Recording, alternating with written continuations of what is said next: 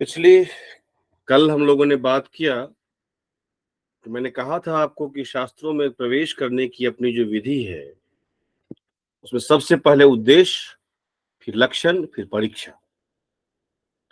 उद्देश्य के अंतर्गत हम लोगों ने देखा कि तर्क संग्रहकार ये कहता है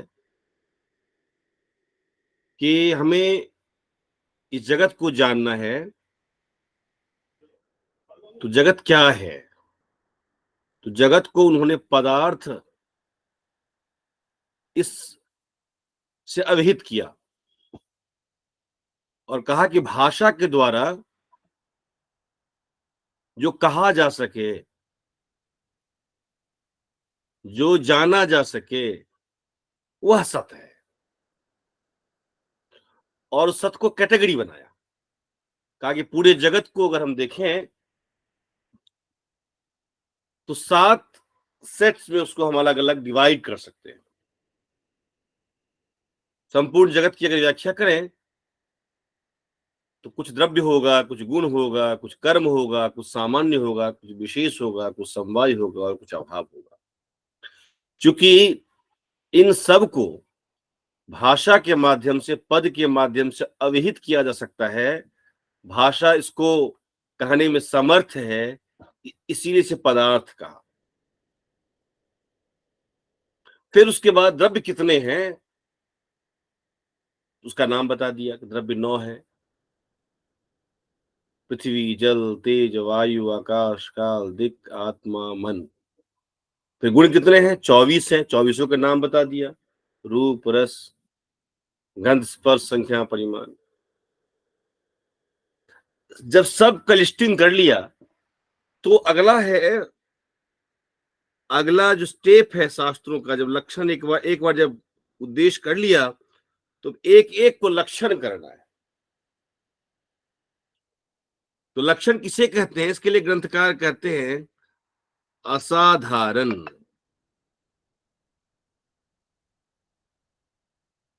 असाधारण धर्म का जो कथन है वो लक्षण है। असाधारण क्या है? धर्म तो ठीक है, जो धर्मी में रहने वाला है वो धर्म है। असाधारण क्या है? इसके लिए कहा कि दोषत्रय रहित होना चाहिए।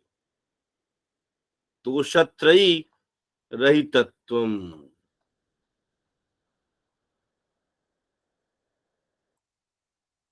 दोषत्रय क्या है? 3 दोष है, ये मैंने बताया था।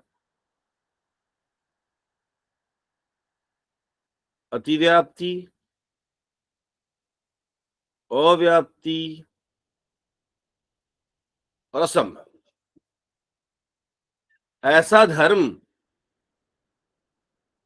ऐसा धर्म जो केवल और केवल उसी धर्म कहाँ रहता है?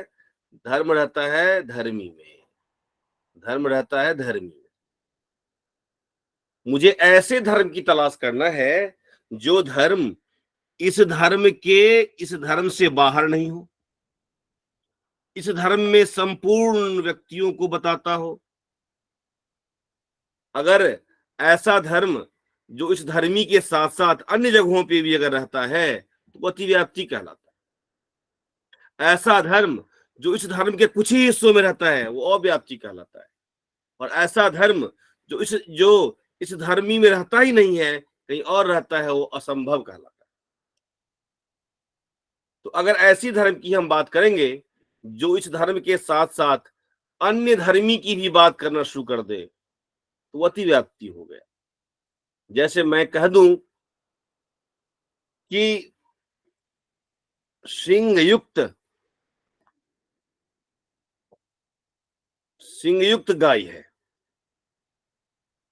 अब देखिए भाई, ये गाय है, ये गाय का है, और श्रृंग गाय में तो है, लेकिन श्रृंग गाय में तो है, गाय के साथ साथ महिष में भी है। तो यह श्रृंग जो है वो गाय में है, साथ साथ महिष में भी है। तो ये श्रृंग धर्म कैसा धर्म हो गया? ये धर्म इसके साथ साथ इसको भी कह रहा, तो ये अतिव्याप्ति दोष से दूषित हो गया, ये अतिव्याप्ति दोष युक्त हो गया। इसीलिए यह श्रृंगत्व जो है गोत्व का लक्षण नहीं हो सकता, गाय का लक्षण नहीं हो सकता। यह असाधारण धर्म नहीं है, क्योंकि अति व्याप्ति दोष से दूषित है। ऐसे ही मैं अगर कह दूं मुझे गाय का लक्षण करना है और मैं कह दूं जो श्वेतत्व वाला है, जो श्वेत है वो गाय। अब देखिए गाय के अगर सेट को देखिए हम, तो कुछ गाय श्वेत भी है, कुछ कपिल भी है, कुछ कपिश भी है, अलग अलग रंग की। तो ये श्वेत जब मैं कहा तो केवल इतने ही गाय को कहने में समर्थ हुई, ये गाय इस गाय को कहने में समर्थ नहीं है। अतः यह जो धर्म है वह लक्ष्य के एक देश में रह रहा है, तो ये अव्याप्ति हो गई। यह लक्ष्य में रहने के साथ साथ लक्ष्य के बाहर में भी है। यह धर्म लक्ष्य के एक देश में है। लेकिन अगर मैं गाय का लक्षण करना चाहता हूं और मैं कह दूं एक शफत्व कह दूं। अब देखिए गाय के अगर पैर को देखिएगा तो ऐसा गाय का जो खुर होता है, पैर होता है, ये बीच में दो भागों में कटा होता है। इसे बोलते हैं द्विसफ, एक सफ द्विसफ। तो ये एक सफ जो है वो गाय में तो रहता ही नहीं है, गाय में बिल्कुल नहीं रहता है। ये गाय में बिल्कुल नहीं रहता, ये कहाँ रहता है? ये अश्व में होता है, अश्व में होता है। तो एक शफ जो है गाय का धर्म है ही नहीं, यह धर्म केवल अश्व में रहता है, तो ये असंभव दोष से दूषित। तो कहा कि धर्म कैसे होने चाहिए, तो कहा असाधारण लक्षण कैसे होने चाहिए। असाधारण धर्म जो है लक्षण कहलाता है। असाधारण क्या होता है? तो ऐसा धर्म जो अति व्याप्ति, अव्याप्ति और असंभव दोष से दूषित न हो। इन तीनों दोषों से मुक्त जो धर्म है वो धर्मी के लिए असाधारण होता है। अब देखिए लक्षण का लक्षण हो गया।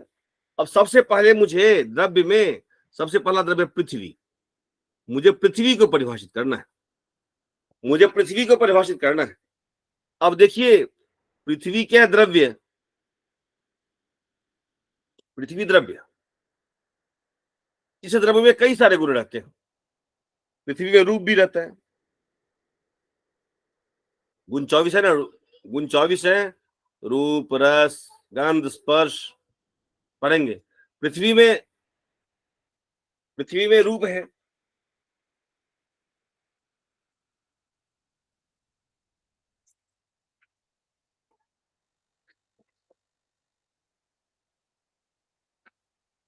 पृथ्वी में रूप है, पृथ्वी में रस भी है।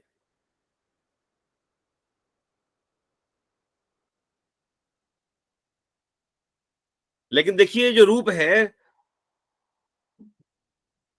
जल में भी रहता है रूप,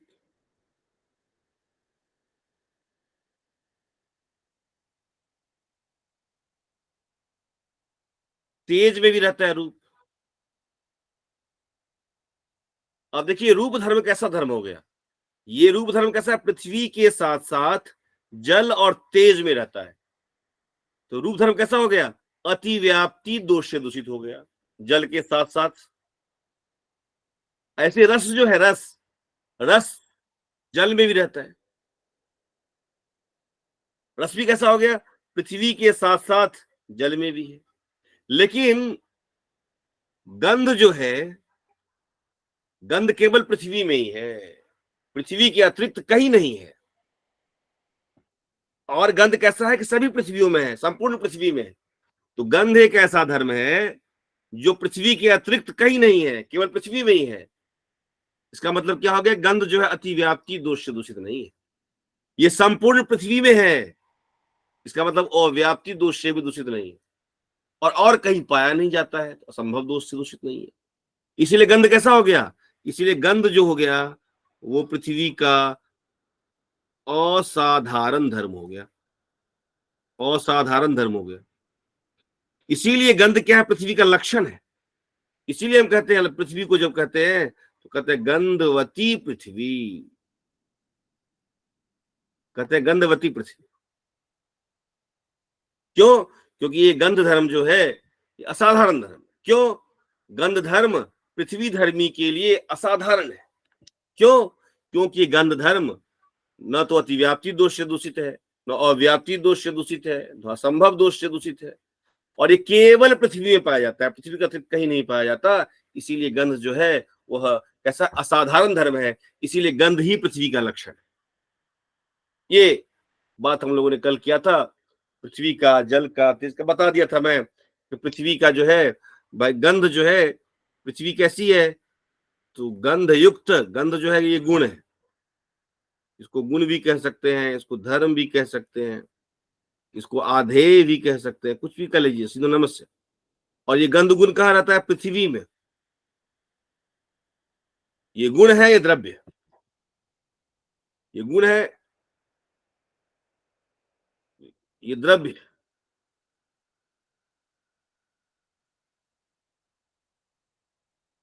तो ये गंध गुण, गंध धर्म पृथ्वी धर्मी में, इसीलिए यह गंध केवल पृथ्वी में है, पृथ्वी का अतिरिक्त कहीं नहीं है। इसीलिए हमने कहा गंधवती पृथ्वी।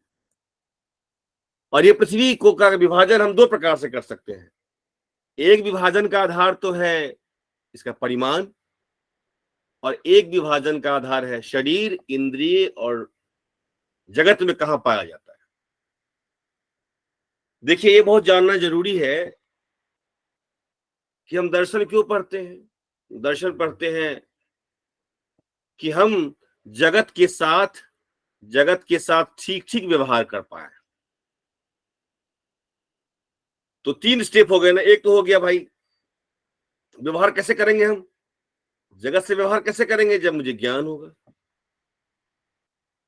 ज्ञान होने के लिए क्या चाहिए? ज्ञान होने के लिए तीन, दो चीज चाहिए। एक इंद्रिय चाहिए, इंद्रिय चाहिए, और एक जगत की वस्तु है। वस्तु जब हमारे ज्ञान का विषय बनेगा तो क्या बनेगा? विषय बन जाएगा।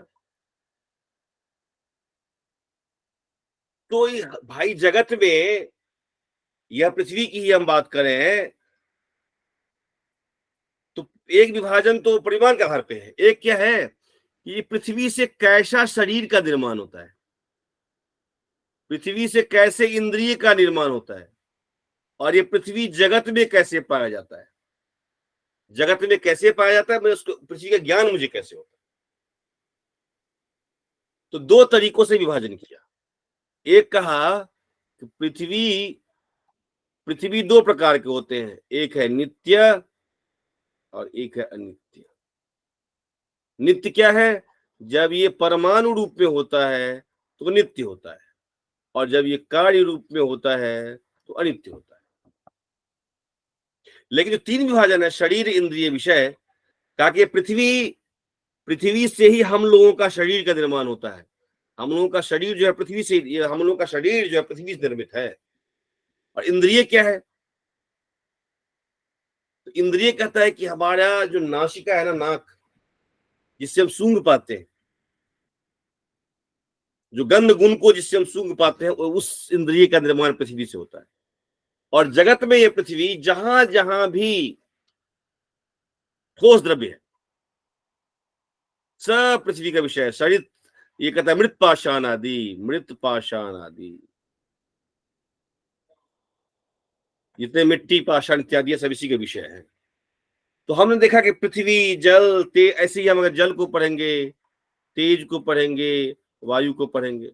मैंने कहा था कि जल क्या होता है? तो शीत स्पर्श, शीत स्पर्श वाला जो है वो जल है। तेज क्या होता है? उष्ण स्पर्श वाला तेज होता है। वायु क्या होता है? रूप रहित स्पर्श वाला वायु है। जल के भी दो भेद है, नित्य और अनित्य। परमाणु रूप जल जो है नित्य है, कार्य रूप जल अनित्य है। तेज के भी दो रूप है, नित्य और अनित्य। परमाणु रूप तेज नित्य होता है, कार्य रूप तेज अनित्य होता है। वायु के भी दो रूप है, नित्य और अनित्य। परमाणु रूप वायु नित्य होता है और कार्य रूप वायु नित्य होता है। फिर तीन भेद किया, फिर तीन भेद, शरीर, इंद्रिय, विषय। जैसे पृथ्वी का शरीर हमारा शरीर है, पृथ्वी निर्मित इंद्रिय हमारी नासिका, नासिका है, और पृथ्वी जो विषय है जगत में, मृत्पाषाण आदि, वो विषय है जिसको हम जानते हैं। ऐसे ही जल से निर्मित जो शरीर है, जल से निर्मित शरीर जो है वह वरुण लोक, इस लोक में नहीं मिलता है, वरुण लोक में पाया जाता है। और जल से निर्मित जो इंद्रिय है, वो इंद्रिय कौन सी है? जिससे हम स्वाद का ग्रहण कर पाते हैं, रसना, जीवा, ये इंद्रिय का निर्माण जो है पृथ्वी जल से होता है। और विषय क्या है? सरित समुद्र, पानी का स्रोत जहां भी है, जो हमारे ज्ञान में आ रहा है, वो सब विषय है। ऐसे तेज, तेज, ये सब बता दिया। तेज, तेज की भी तीन, शरीर इंद्रिय विषय, तीन भेद हो सकते हैं। शरीर क्या है? तो तेज का शरीर जो है वो आदित्य लोक में पाया जाता है। इस संसार में तेज निर्मित शरीर नहीं है, आदित्य लोक में पाया जाता है। तेज निर्मित इंद्रियां जो है हमें चक्षु इंद्रियां हैं, जिससे हम रूप को ग्रहण कर पाते हैं। और तेज निर्मित जो विषय है, ये विषय चार प्रकार का है: भौम, दिव्य, औदार्य और आक्रज। ये कल हम बात कर चुके। ऐसे वायु निर्मित जो है, वायु निर्मित शरीर जो है वो वायु लोक में पाया जाता है। इंद्रिय जो है हमारे पूरे शरीर में जो फैला हुआ त्वक है, जिससे मुझे स्पर्श का ज्ञान होता है, वह जो है वायु है। और उस विषय जो है, वृक्ष आदि जो कंपन करते हैं, उसका जो कारण है वो वायु होता है। ये सब कल हम लोग पढ़ चुके थे। आज हम लोग जो बात करेंगे आकाश की। आकाश, देखिए कि हमने गुण पढ़ा था क्या? गुण को जब पढ़ा था हमने, 24 गुण होते हैं। क्या पढ़ा था? रूप, रस, स्पर्श,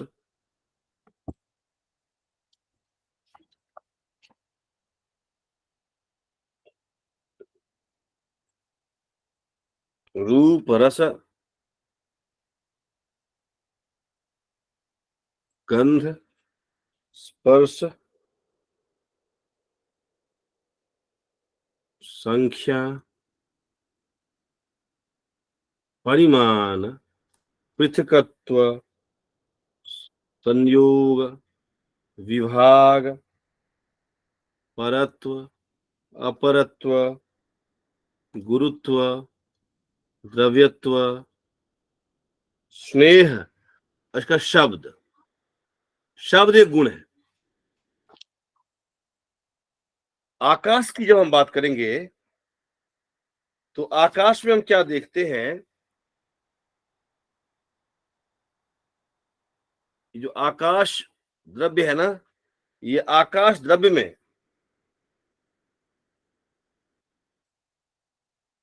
आकाश द्रव्य में बहुत सारे धर्म पाए जाते हैं।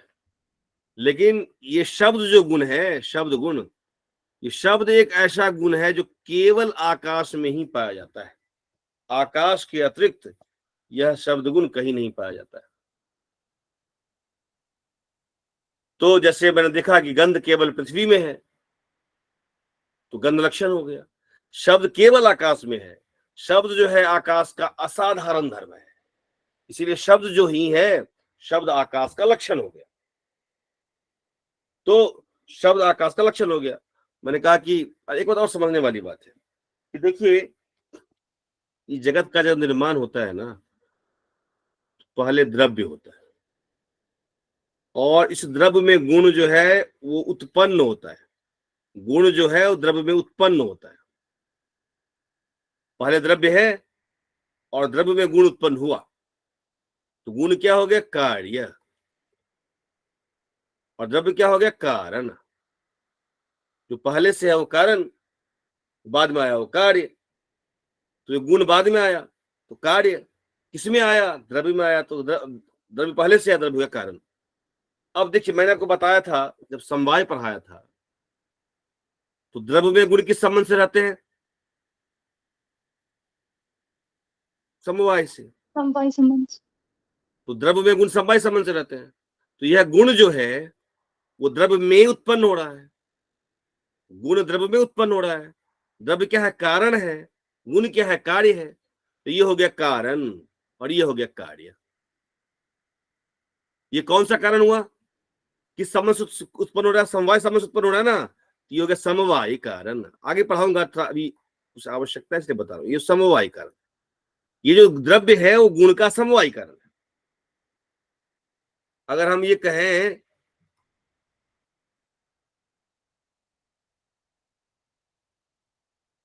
गंध,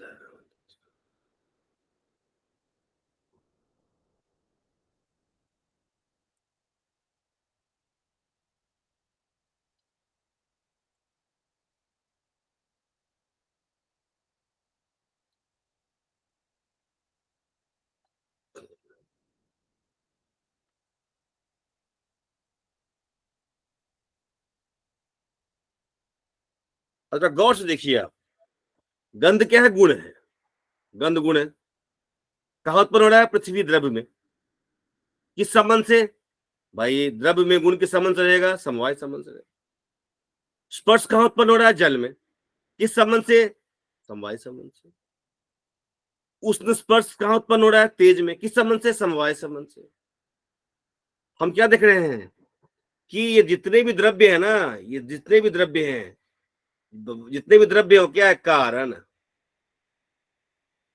और गुण क्या है? कार्य।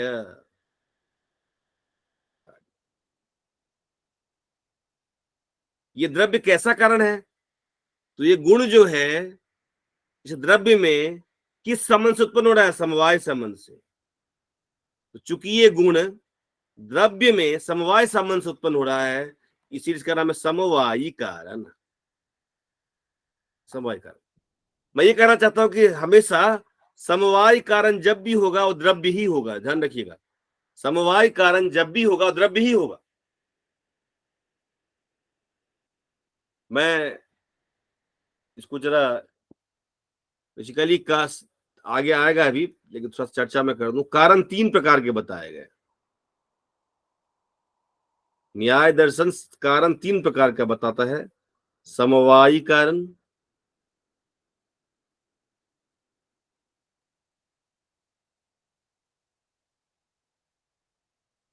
असमवाय कारण, निमित्त कारण। भाई गुण जो है वो द्रव्य में उत्पन्न होता है। गुण हो या क्रिया हो, द्रव्य में उत्पन्न होता है। तो कहता है समवाय कारण केवल और केवल द्रव्य होगा।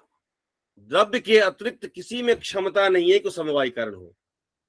या देखिए, मैं कई सारा थ्रेड ले लूं, ये थ्रेड क्या होता है? द्रव्य होता है।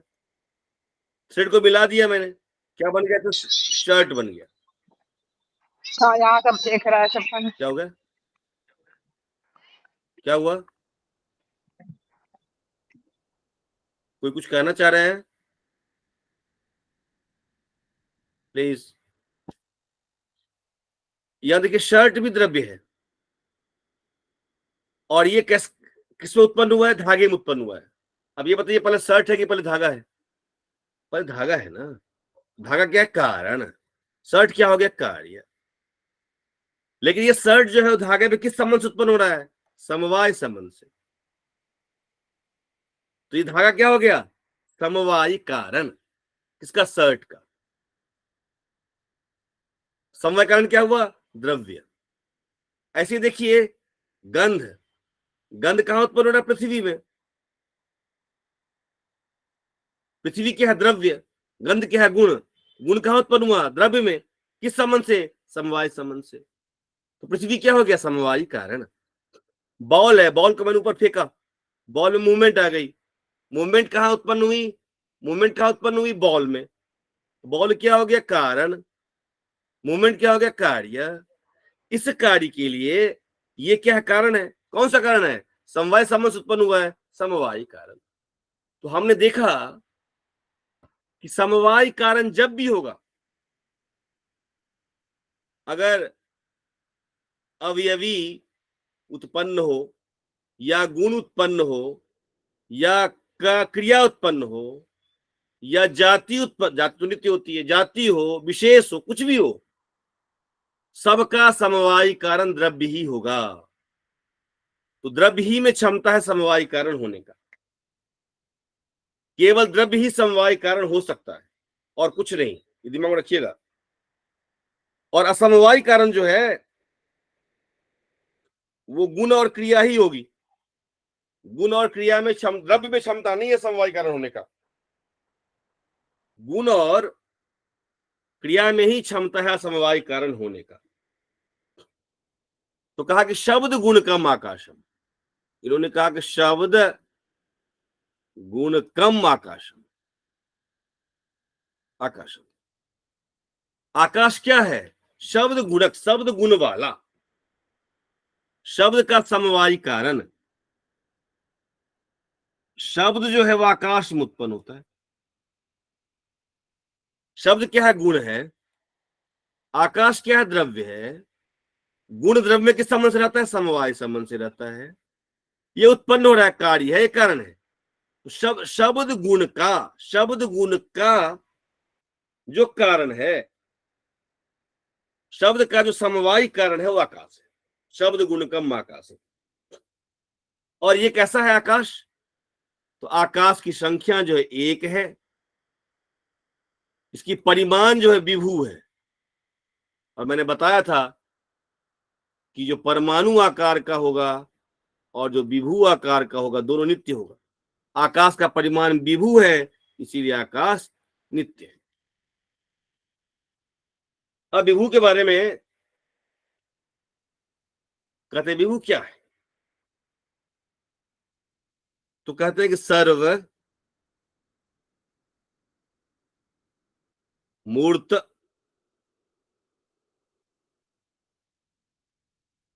द्रव्य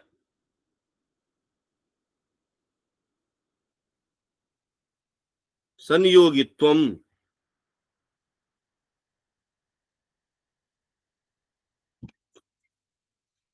सर्वमूर्त, सभी जो मूर्त है ना, सभी मूर्त जो द्रव्य है, सभी मूर्त द्रव्यों के साथ जिसका संयोग रहता है। अब मूर्त द्रव्य क्या है?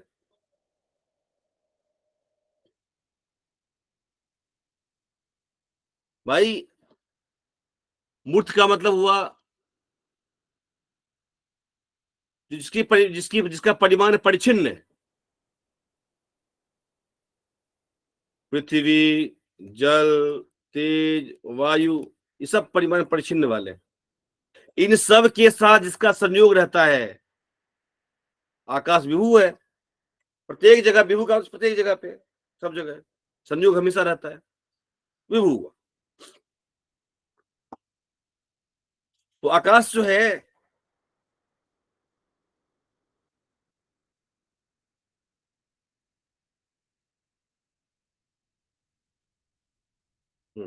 आकाश विभू है, शब्द गुण का समवाय कारण है, नित्य है, एक है और विभू है। इसके बाद है काल। काल काल की परिभाषा देते हुए कहते हैं कि अतीतादि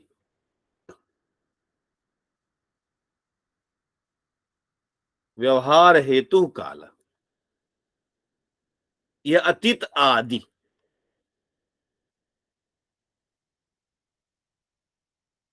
अतीत मतलब, देखिए हम लोग प्रयोग करते क्या है, अगर सोचिए समय का क्या है। समय तो हमने बनाया हुआ है ना, कल जो बीत गया, आने वाला जो है भविष्य, आज है वर्तमान। फ्लो है, समय का तो फ्लो है, हमने बनाया हुआ है। तो बीत गया वो भूत, भविष्य, वर्तमान, हमने बनाया हुआ। तो कहता है अतीत आदि, प्रभु, अतीत, भूत, भविष्य, सबका जो जिसको व्यवहार हम करते हैं, उस व्यवहार का जो कारण है वो काल है। और काल क्या है? सर्वाधार है काल है, सभी क्रियाओं का आधार काल है। ईश्वर जब रचना कर रहा है, काल वहां भी विद्यमान रहता है। इसीलिए जब दुनिया नष्ट हो जाती है ना, क्या होता है? पृथ्वी, जल, तेज और वायु, ये सब परमाणु में पहुंच जाते हैं, सब परमाणु में चले जाते हैं। लेकिन आकाश, काल, देख और आत्मा, ये क्या है? विभू है, इसका भी नाश नहीं होता, ये तो रहता ही है। जब प्रलय आ गया, तो प्रलय के समय में क्या हुआ? पृथ्वी परमाणु के रूप में चला गया, जल परमाणु के रूप में चला गया, तेज परमाणु के रूप में चला गया, वायु परमाणु के रूप में चला गया। लेकिन आकाश का विभू है, मैक्सिमम पॉसिबल साइज रहेगा ही। काल भी मैक्सिमम पॉसिबल साइज है, वह भी रहेगा। दिख भी मैक्सिमम पॉसिबल साइज है, वह भी रहेगा। आत्मा भी रहेगा। मन परमाणु आकार का है। अब जब ईश्वर ने क्या किया, रचना शुरू किया, प्रारंभ किया, ईश्वर ने जब रचना प्रारंभ की, तो वहां काल विद्यमान है ना, काल विद्यमान है, विभू नित्य रहेगा ही वो। तो ईश्वर जो रचना करता है, काल वहां भी विद्यमान रहता है। ईश्वर केवल कार्य को उत्पन्न करता है। इसीलिए क्या है कि हम कहते क्या है, हम कहते हैं संपूर्ण जगत का रचना, ईश्वर संपूर्ण जगत की रचना काल में करता है। काल ही वो आधार है। काल क्या है? आधार है। इसी आधार में ईश्वर जो है संपूर्ण जगत की रचना करता है। काल को हम देख नहीं सकते, ये प्रत्यक्ष का विषय नहीं है, अनुमान किया जा सकता है। हम प्रयोग के आधार पर काल का अनुमान करते हैं। प्रयोग के आधार पर हम कार्य का अनुमान करते हैं, काल का अनुमान करते हैं। ऐसे ही दिक् जो है प्राच्यादि व्यवहार हेतु, जैसे हम काल का अनुमान करते हैं ना, ऐसे पूर्व पश्चिम उत्तर दक्षिण अनुमान करते हैं। तो पूर्व पश्चिम उत्तर दक्षिण जो अनुमान करते हैं, उस व्यवहार के लिए जो है वो क्या है? दिक् है। अब देखिए काल कैसा है, तो काल के बारे में कहते हैं कि जैसे हमने देखा कि आकाश कैसा है, आकाश एक है, नित्य है, विभू है। ऐसे काल भी क्या है? एक है, नित्य है और विभू है। दिक् भी क्या है? एक है, विभू है और नित्य है। एक है भाई, विभू है तो एक ही होगा। जो विभू होगा वो एक ही होगा, मैक्सिमम पॉसिबल साइज है। भाई विभू होगा तो एक होगा और नित्य भी होगा। परमाणु होगा, नित्य तो होगा लेकिन अनंत होगा। परमाणु अनंत हो सकते हैं, विभू अनंत नहीं हो सकते। विभू एक ही होगा और वो नित्य होगा। तो कहते काल और दिक् दोनों नित्य है और दोनों का अनुमान के माध्यम से जानते हैं। ये अतीत आदि के व्यवहार के लिए प्रयोग होता है और ये प्राच्यादि पूर्व पश्चिम उत्तर दक्षिण के व्यवहार के लिए प्रयोग होता है। अब इसके बाद है आत्मन, आत्मा। आत्मा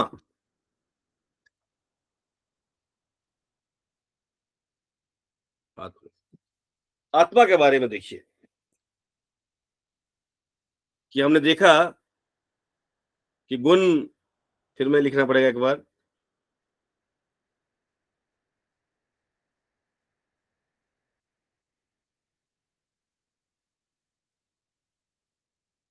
जब चलेंगे ऐसे ऐसे करके ना, तो एक गुण बाद में आएगा वहां आपको, ज्ञान, बुद्धि। बुद्धि भी गुण है। आत्मा क्या है? द्रव्य है और बुद्धि गुण है। तो ये आत्मा द्रव्य में बुद्धि गुण उत्पन्न होता है। जैसे हमने देखा कि गंध पृथ्वी में उत्पन्न होता है, ऐसे बुद्धि आत्मा में उत्पन्न होता है। बुद्धि क्या है? गुण है। आत्मा क्या है? द्रव्य है। और ये क्या है? समवाय संबंध से उत्पन्न होता है। समवाय से उत्पन्न होता है। यदि हम ये कह सकते हैं कि आत्मा समवाय कारण है, किसके लिए? बुद्धि गुण के लिए। बुद्धि गुण का समवाय कारण आत्मा है। बुद्धि गुण है, आत्मा द्रव्य है। इसीलिए क्या कहते हैं, बुद्धि को हम ज्ञान भी कहते हैं। बुद्धि को हम ज्ञान भी कहते हैं। एक नाम ज्ञान भी है, इसका एक नाम उपलब्धि भी है।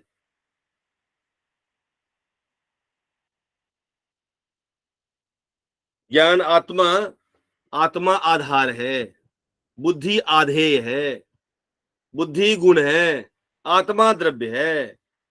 बुद्धि बुद्धि कार्य है, आत्मा कारण है।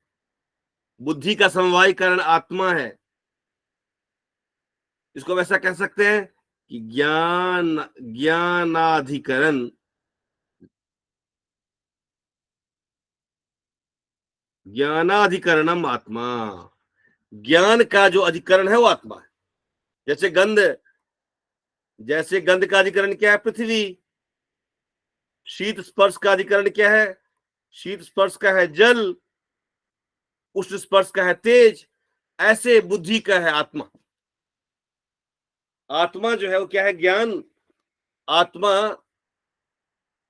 समवाय कारण है बुद्धि का। बुद्धि आत्मा में उत्पन्न होता है। बुद्धि आत्मा उत्पन्न होती है। जीव, देखिए न्याय दर्शन कहता है कि कोई भी व्यक्ति है, मान लीजिए मेरे सामने टेबल रखा हुआ है, और व्यक्ति जो है कोई, आत्मा मन से जुड़ेगा, मन इंद्रिय से जुड़ेगा, और ये इंद्रिय से जुड़ेगा। तो आत्मा जुड़ा मन से, मन इंद्रिय से, और इंद्रिय अर्थ से जुड़ा, और इस टेबल का ज्ञान हुआ। टेबल का ज्ञान कहां हुआ? इस आत्मा को हुआ। नॉलेज ऑफ टेबल किसको हुआ? टेबल का ज्ञान इस आत्मा को हुआ। तो हमने क्या देखा कि ये आत्मा टेबल के ज्ञान को अर्जित करती है, एक्वायर करती है, स्वतः इसके अंदर होता नहीं है। ये इंद्रिय के माध्यम से टेबल के ज्ञान को अर्जित करती है। तो आत्मा ज्ञान को अर्जित करती है।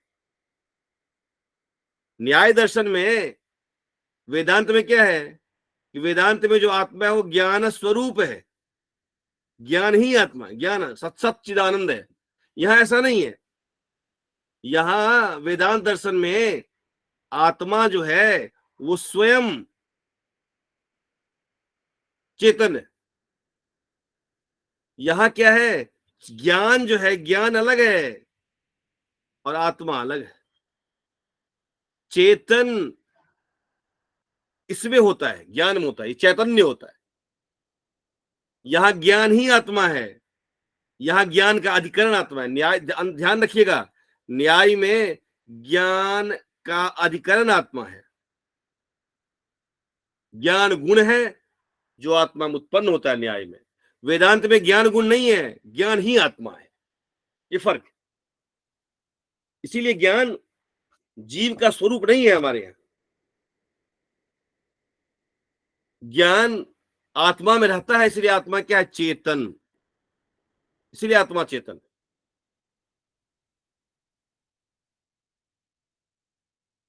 और एक बात और है, ज्ञान जो है, ये जो ज्ञान धर्म है, सिंपल सी बात है कि ज्ञान अगर आत्मा का लक्षण है तो ज्ञान आत्मा के अतिरिक्त और किसी द्रव्य में नहीं रहेगा। ज्ञान न तो पृथ्वी में रहेगा, न जल में, न तेज में, न वायु में, न आकाश में, न काल में, न दिक् में, न मन में। ज्ञान केवल और केवल आत्मा में है। ज्ञान का आधार आत्मा है। इसीलिए ज्ञान जो है असाधारण धर्म है आत्मा का।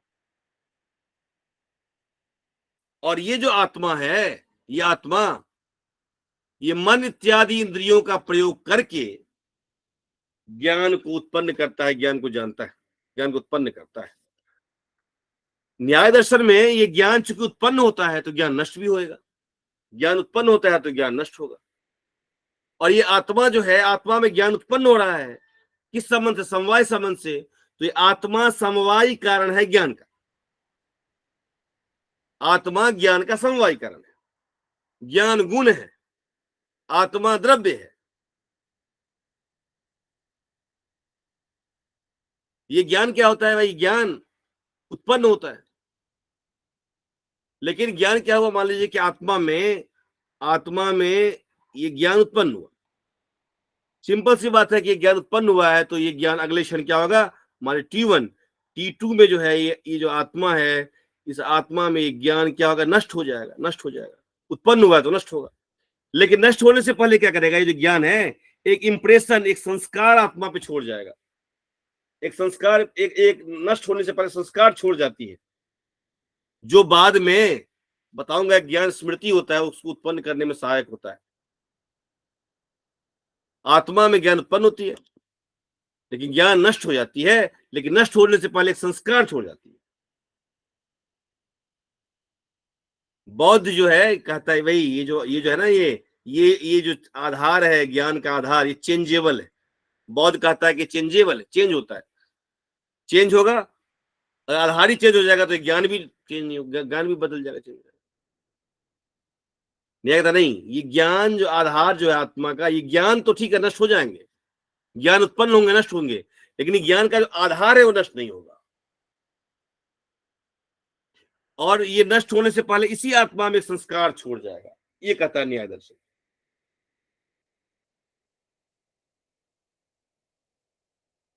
कहता अगर आत्मा नष्ट हो जाएगा तो बड़ी समस्या हो जाएगी।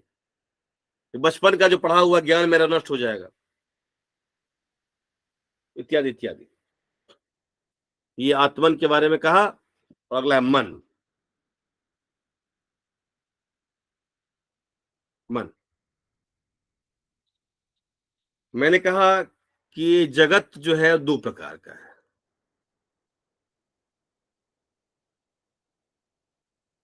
बाह्य जगत, आंतर जगत। भाई बाह्य जगत में क्या क्या है?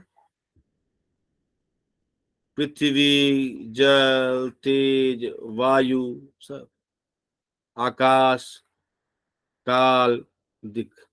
अंतर में क्या है? आत्मा, मन। अंतर में क्या है? ज्ञान, सुख, दुख, इच्छा, धर्म, अधर्म, प्रयत्न, संस्कार। यहाँ क्या है?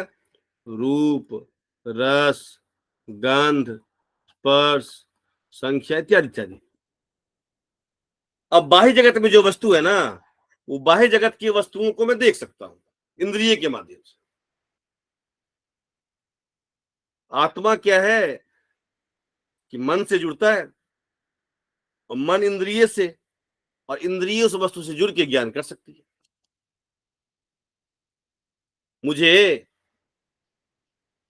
पेन का ज्ञान करना है, पेन है बाहर, क्या होगा? मैं सोल जो मेरा है वो जुड़ेगा माइंड से, माइंड सेंस ऑर्गन से, आंख से, और आंख जुड़ेगा पेन से, ज्ञान हो जाएगा। पेन, पेन का ज्ञान हो जाएगा इस आत्मा को, पेन का ज्ञान इस आत्मा को हो जाएगा। लेकिन मैं सुखी हूं, मैं दुखी हुए, ज्ञान कैसे होगा? आंख से मैं इसको नहीं देख सकता। तो बाह्य जगत का ज्ञान तो इससे हो जाता है, बाह्य जगत का ज्ञान इससे हो जाता है कि सोल, आत्मा जो है माइंड से, माइंड सेंस ऑर्गन से, और सेंस ऑर्गन ऑब्जेक्ट से जुड़ के बाह्य जगत का ज्ञान कर लेता है। आंतर जगत का ज्ञान कैसे होगा? आंतर जगत का ज्ञान संभव कैसे है? और एक समस्या और है, हमने नियम बनाया कि सेंस, सोल जो है जुड़ेगा माइंड से, माइंड जुड़ेगा सेंस ऑर्गन से, और सेंस ऑर्गन ऑब्जेक्ट से। लेकिन सेंस ऑर्गन तो 5 है, आंख, कान, नाक, त्वचा और जीवा, ये 5 है। तो ये जो माइंड है, मन, वो कहता है कि ऐसा नहीं है कि एक ही समय में संभव नहीं है कि आपका मन आंख से भी जुड़ जाए, आपका मन कान से भी जुड़ जाए। एक क्षण में एक ही सेंस ऑर्गन से जुड़ेगा आपका मन। अगर मान लीजिए सोल जुड़ा माइंड से, और माइंड जुड़ा आई से, और आई जुड़ा पेन से, तो पेन का ज्ञान हो गया। सोल जुड़ा माइंड से, माइंड जुड़ा कान से, तो सब सुनाई दे देंगे आपको। तो एक क्षण में मन जो है एक ही इंद्रिय से जुड़ सकता है। इसीलिए मन का जो परिमाण है, परमाणु परिमाण है। मन का परिमाण जो है परमाणु रूप है, परमाणु रूप है। अगर मन को विभू मान लेते, विभू का मतलब सब जगह है, तो एक ही साथ सभी इंद्रियों से जुड़ जाती मन, तब तो मुझे एक ही साथ ज्ञान हो जाता। आंख द्वारा वस्तु के, आंख द्वारा जानने वाले वस्तुओं का, कान द्वारा जानने वाले वस्तुओं का। ऐसा संभव होता नहीं है, एक क्षण में एक ही वस्तु का मुझे ज्ञान होता है। इसलिए मन को परमाणु माना गया है।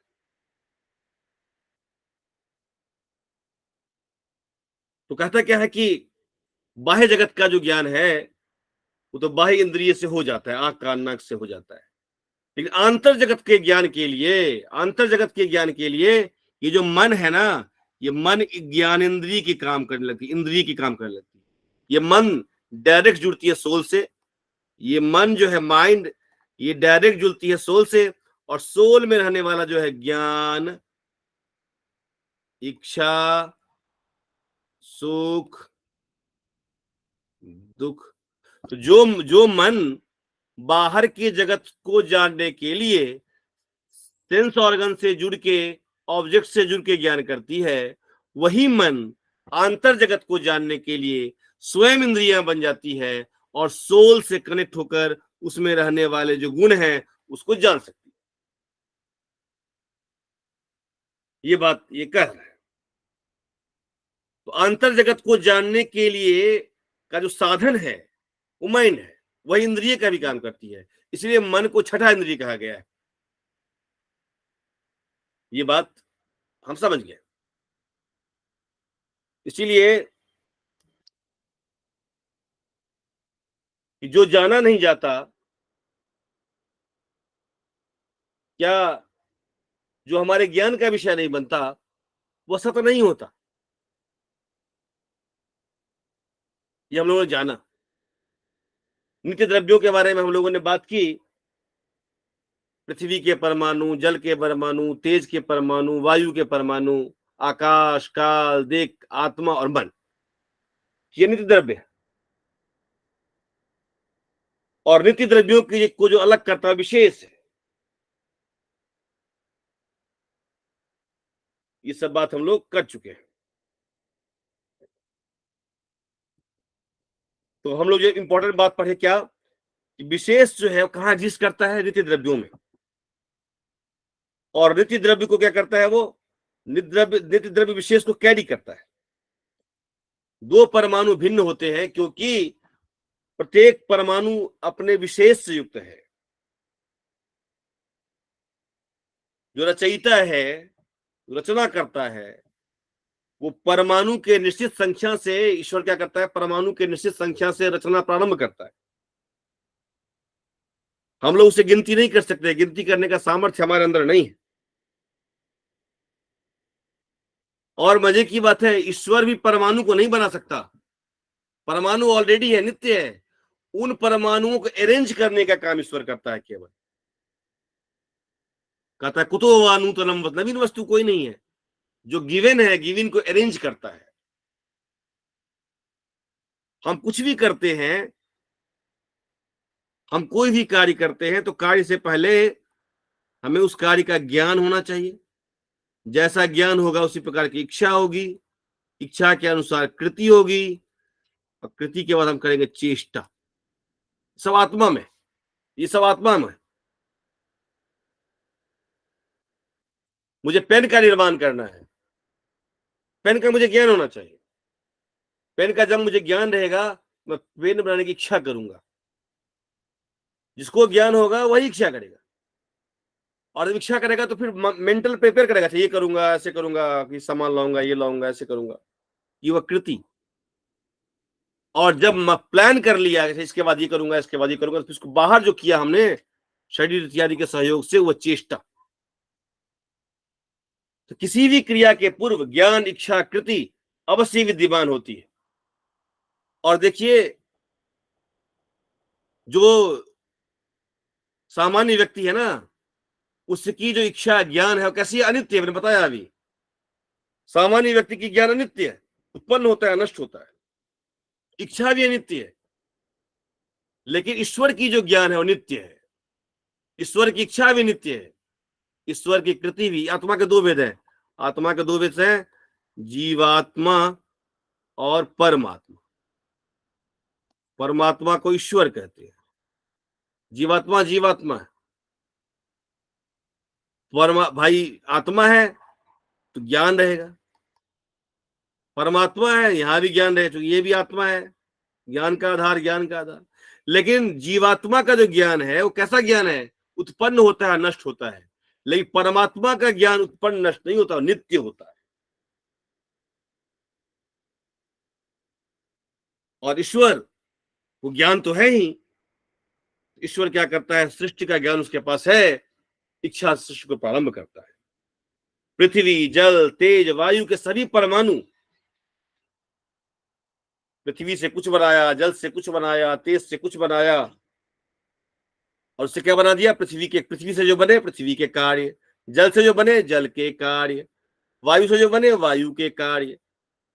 परमाणु रूप में पृथ्वी क्या है, नित्य है। उससे जो कार्य बन गए वो क्या हो गए, अनित्य हो गए, क्योंकि उत्पन्न होने वाले हैं। प्रलय का मतलब क्या होता है कि जितना भी कार्य हुआ है सभी कार्यों का विनाश हो जाए, प्रलय। घट क्या है, कार्य। घट का नाश संभव। लेकिन जो घट जो बना है मिट्टी से, द्रव्य से, द्रव्य जो पृथ्वी है, उसके परमाणु नष्ट नहीं होंगे। सृष्टि काल में ईश्वर रहता है, पृथ्वी, जल, तेज, वायु इत्यादि के परमाणु रहते हैं, आकाश रहता है चूंकि आकाश नित्य है, काल रहता है, काल नित्य है, दिक् रहता है, दिक् नित्य है,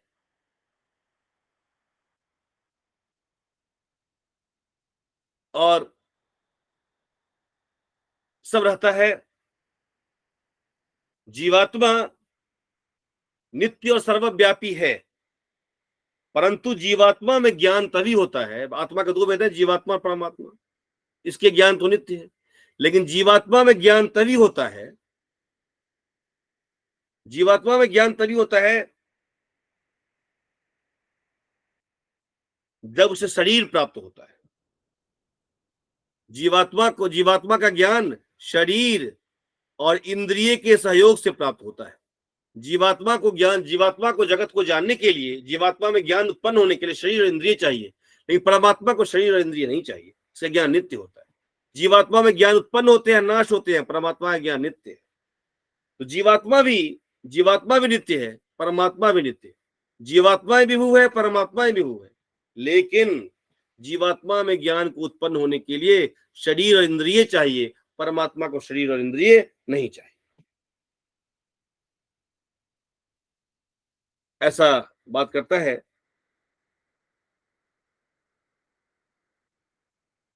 ज्ञानेन्द्रिय के साथ शरीर यदि मेरे पास नहीं है तो ज्ञान मुझे उत्पन्न नहीं होगा। ये सारी बात हमने देखा। तो यह है हमारा जो द्रव्य है, द्रव्य के बारे में हम लोगों ने अब तक पढ़ा। एक बार मैं जो द्रव्य का लक्षण जो उसमें दिया गया है उसको मैं पढ़ता हूं, फिर आप लोग बताइएगा, फिर हम लोग कुछ कल चर्चा करके गुण पे चलेंगे। पहला था पृथ्वी।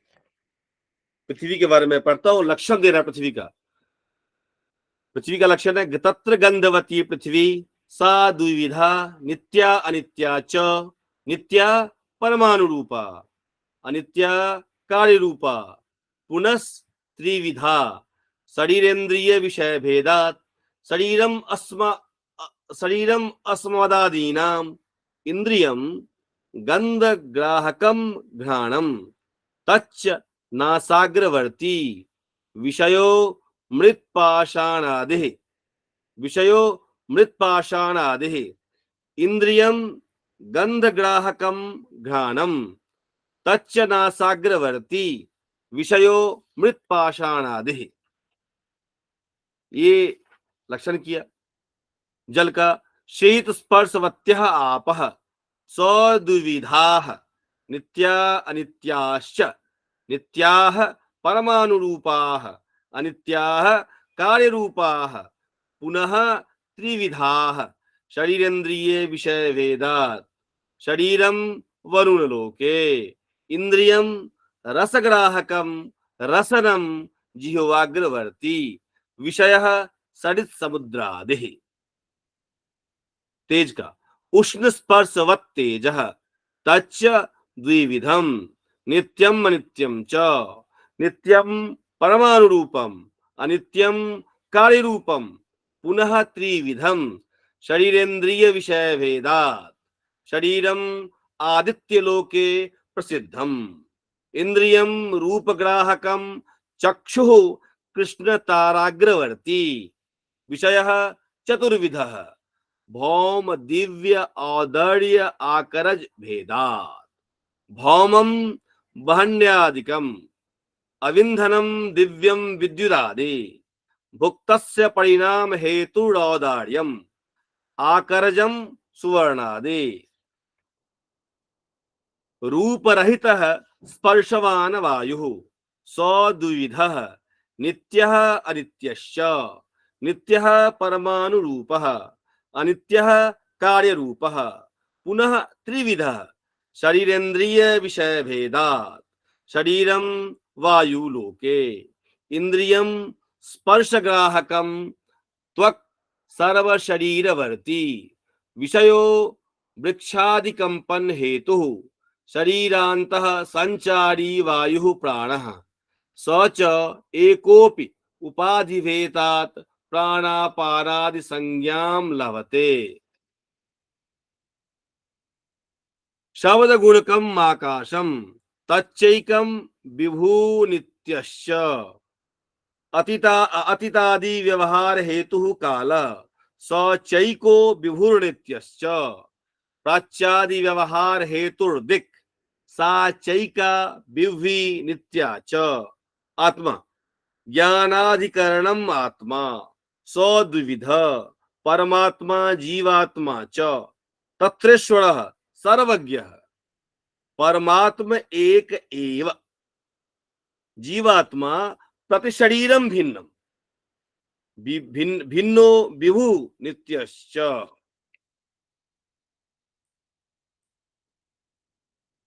सुखादि उपलब्ध साधनम इंद्रियम मनः तच्च प्रति आत्मनियतत्वात् अनंतम परमानुरूपम नित्यम च।